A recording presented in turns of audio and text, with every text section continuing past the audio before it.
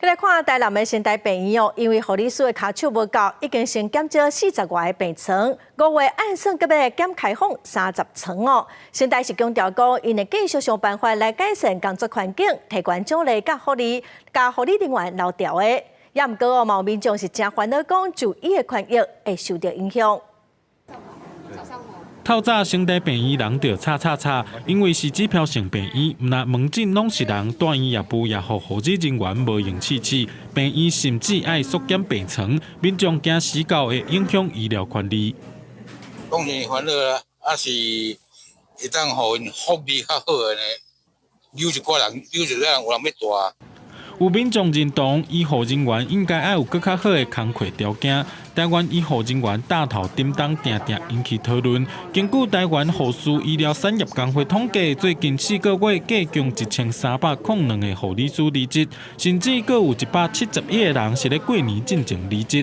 今年3月有548个人离职，也创下最近5年新高的纪录。这个医事人员的奖励金呢，一直不断的减少，尤其是护理人员，每个月减少的这个幅度越来越高。我们知道至少有2到3千块的一个情形，已经这几年都有护理人员一直持续在反映。那我们现在看到的是3月份还是这么高，而且创新高。那成大医院近4年来以3次调涨薪水，累计调升的幅度超过11%。